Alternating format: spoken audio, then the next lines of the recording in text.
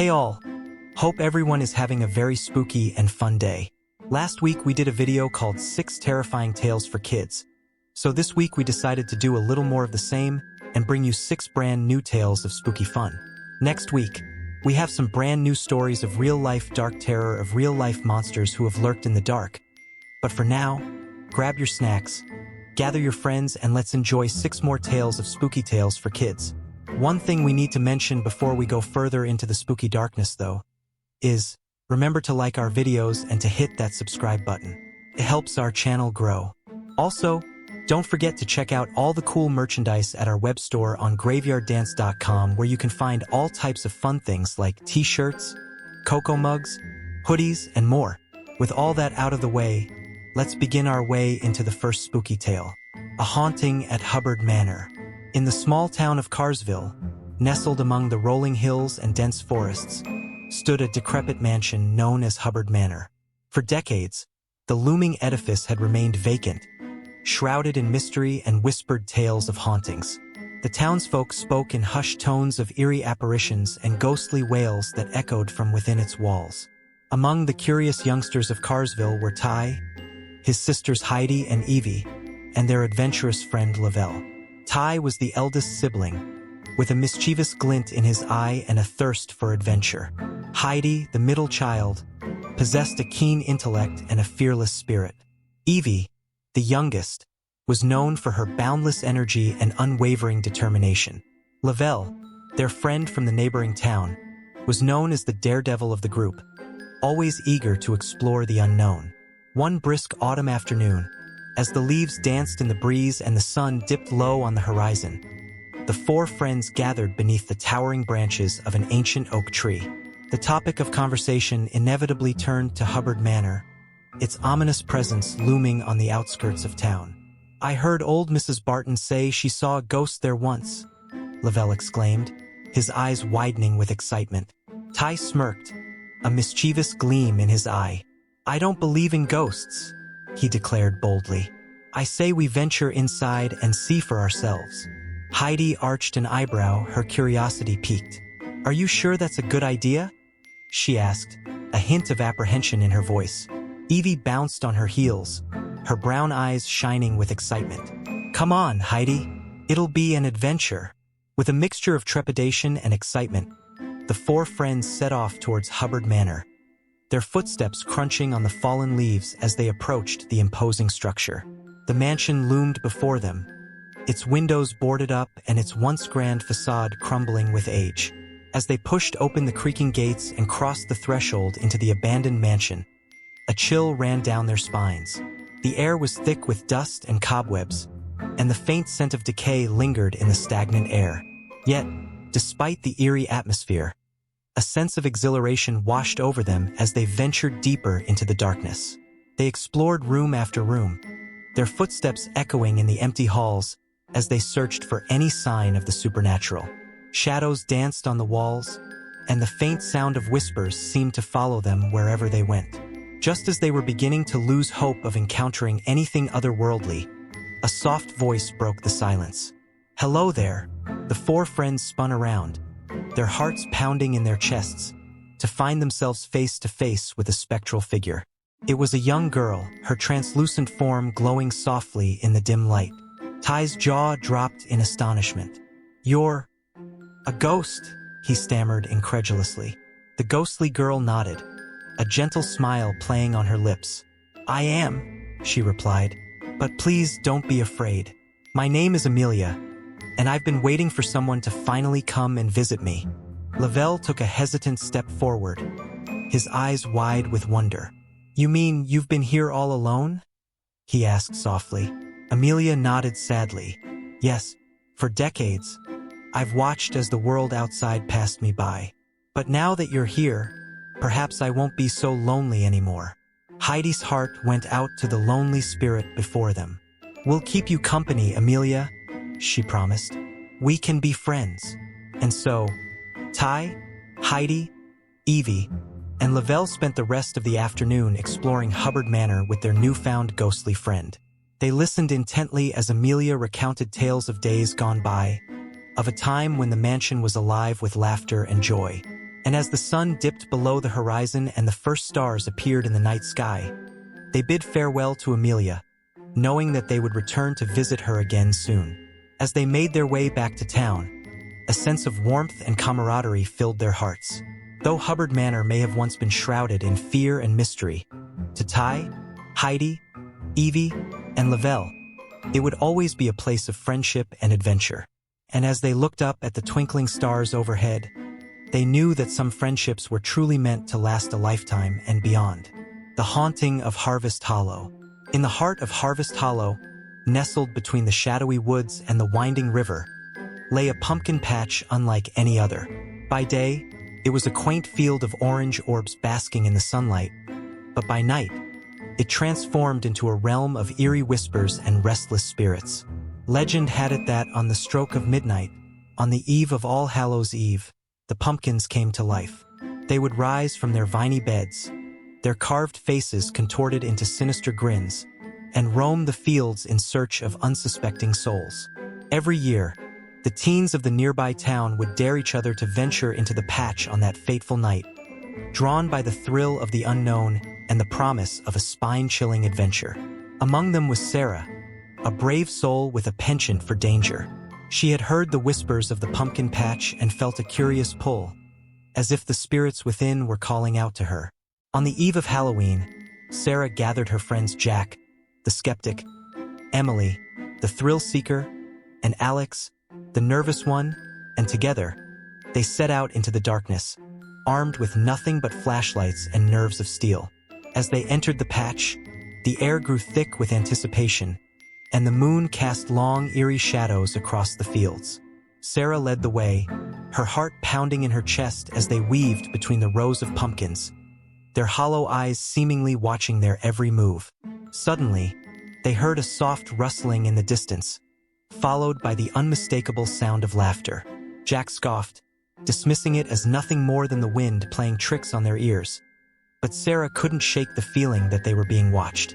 They pressed on, their footsteps echoing in the silence of the night, until they stumbled upon a clearing bathed in moonlight. There, in the center of the patch, stood a towering pumpkin, its carved face twisted into a wicked grin.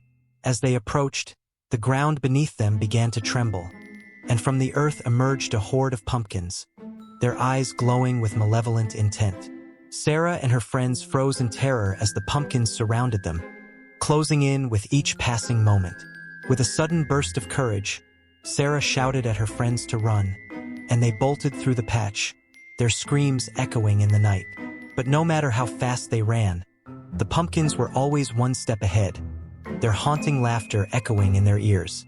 Just when all hope seemed lost, they stumbled upon a hidden path leading out of the patch.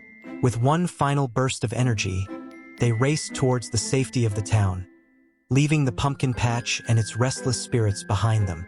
As they emerged from the darkness, they looked back at the patch, now shrouded in silence once more. And though they had escaped with their lives, they knew that the pumpkin patch would forever haunt their dreams, a reminder of the night when the pumpkins came to life. The monster under the bed. In the quiet town of Dodgetown, nestled in a cozy little house on Maple Street, there lived a boy named Dylan. Dylan was a curious and adventurous boy who loved to explore every nook and cranny of his home. But despite his brave demeanor, Dylan had one fear that gripped him tightly every night: the monster under his bed. As dusk settled over the town and the stars began to twinkle in the sky, Dylan would reluctantly trudge up the stairs to his room, his heart pounding with trepidation. He knew what awaited him there: the eerie rustling, the faint whispers, and those glowing eyes that seemed to pierce through the darkness. Night after night, Dylan would huddle under his blankets, his eyes wide with fear, as he listened to the mysterious sounds emanating from under his bed. He was too scared to move or even breathe loudly, convinced that the monster would pounce on him the moment he let his guard down. One particularly dark and stormy night, as the wind howled outside and rain lashed against the windows, Dylan lay in bed, his heart racing with fear. The familiar rustling sound echoed through his room, sending shivers down his spine. Summoning all his courage, Dylan slowly peeked over the edge of his bed.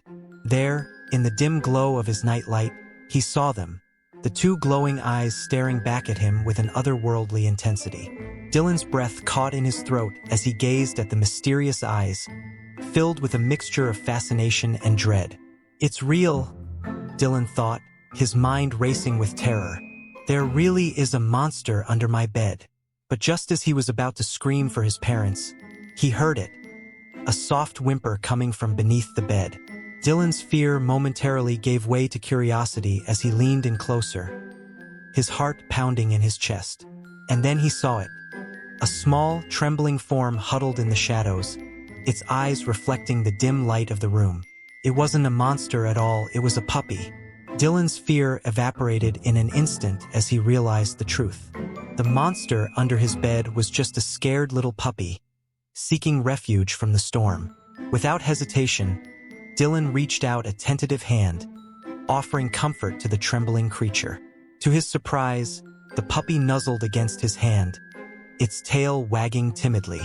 Dylan's heart swelled with compassion as he gently scooped up the puppy and brought it out from under the bed. As he cradled the frightened pup in his arms, Dylan felt a sense of warmth and joy wash over him. In that moment, he knew that he had found a friend, a loyal companion to share his adventures and fears. From that night on, the monster under Dylan's bed was no longer a source of dread, but a source of comfort and companionship. And as for the little puppy, it found a loving home with Dylan, where it was cherished and cared for every single day. Together, Dylan and his furry friend embarked on countless adventures, exploring the wonders of the world around them and facing each challenge with courage and determination. And though they may have encountered many obstacles along the way, one thing was certain. The bond between a boy and his loyal pet was unbreakable, enduring through even the darkest of nights. Oh yeah, that reminds me to mention this week's sponsor. How would you like to rescue a puppy in need just like Dylan? All you have to do is tell your parents about eyesofadog.com. It's a nationwide effort to save as many pets as we can and to get as many of them into loving homes as possible. All you have to do is head to eyesofadog.com, click your state, then scroll down to your city or town. It's that easy. It will tell you where your local rescues are and where you can go to get these sweet furry critters. Whether it's a dog or a cat, you'll find a forever friend by heading to eyesofadog.com. Oh yeah, one more thing. Tell all your friends and teachers about it too so they can help spread the word as well. The creepy carnival. In the quaint town of Willowbrook, nestled between rolling hills and whispering trees, there stood an old carnival that time had forgotten. Its once vibrant attractions now lay dormant, covered in layers of dust and cobwebs, as if frozen in a perpetual state of decay. Despite the warnings from the townsfolk about the dark and sinister past of the abandoned carnival, a group of adventurous kids, led by the intrepid Lane, couldn't resist the allure of the forgotten fairground. It was a moonlit night when Lane gathered his friends, Sarah, Max, and Emma, for their daring escapade into the heart of the abandoned carnival. Excitement mingled with apprehension as they crept through the overgrown pathways, the rustling of leaves beneath their feet drowned out by the distant howl of the wind. The entrance gate loomed before them like a portal to another world, its iron bars twisted and rusted with age. With a sense of trepidation, they pushed open the gate and stepped into the eerie stillness of the carnival grounds. The air was thick with a palpable sense of foreboding as they made their way past dilapidated rides and crumbling ticket booths. The once lively fairground now lay in ruins, its attractions casting long, ominous shadows in the pale moonlight. Their first stop was the old circus tent, its faded banners fluttering in the breeze like ghosts of the past. With cautious steps, they entered the tent, their hearts pounding in their chests as they braced themselves for what lay ahead. As they ventured deeper into the darkness, a flicker of movement caught Lane's eye, a figure lurking in the shadows, its features obscured by a grotesque mask. His breath caught in his throat as the figure stepped into the dim light, revealing the twisted grin of a creepy clown.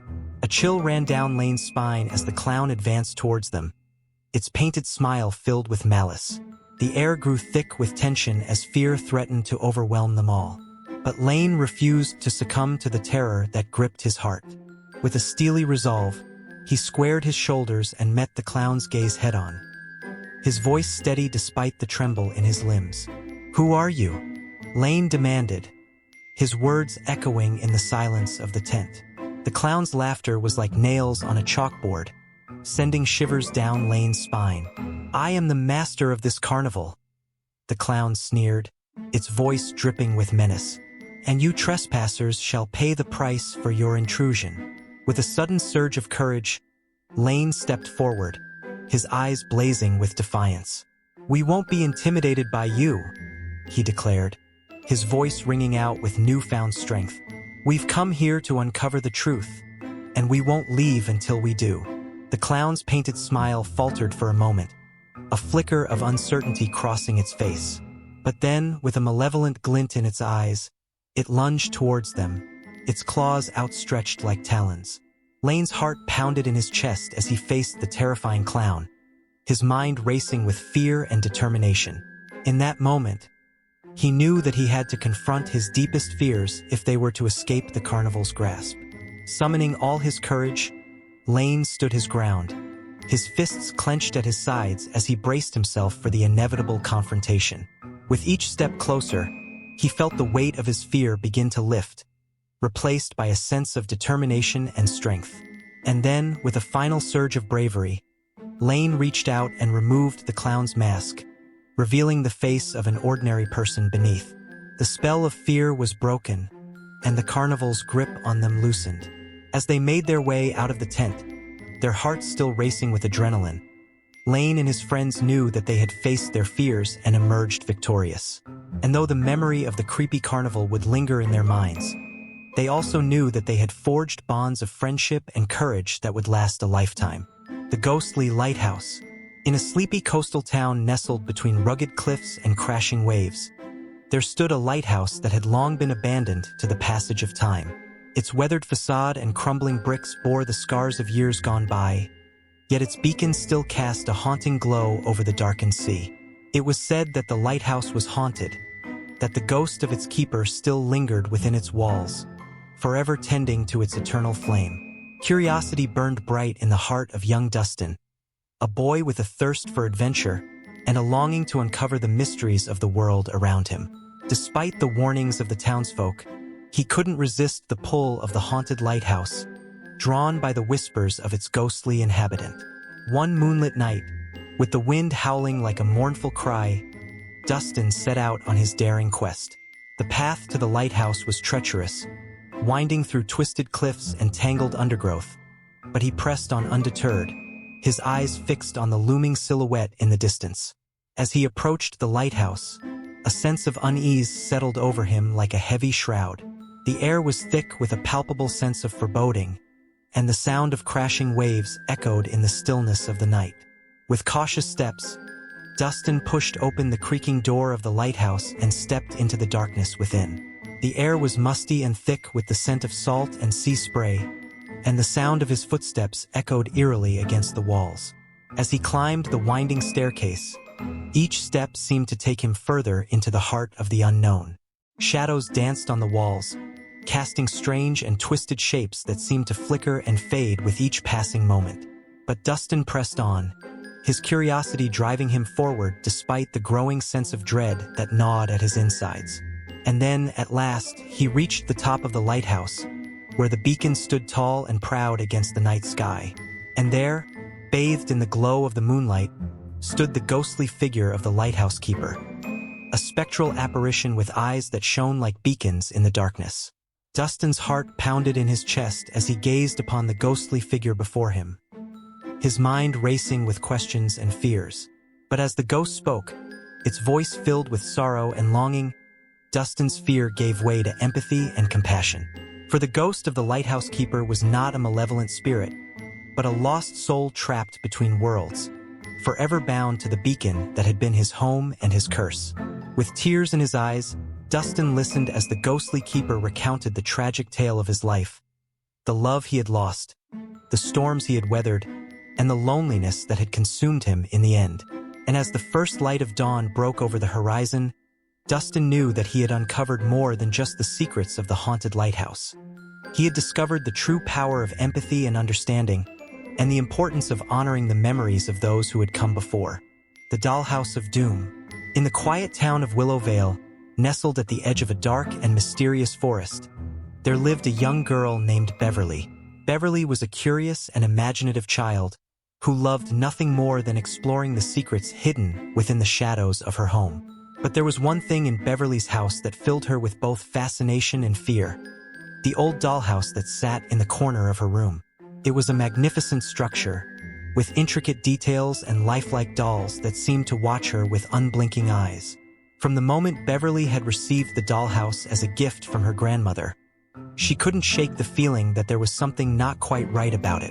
Strange noises echoed from within its walls at night, and Beverly swore she could hear whispers drifting through the air whenever she passed by.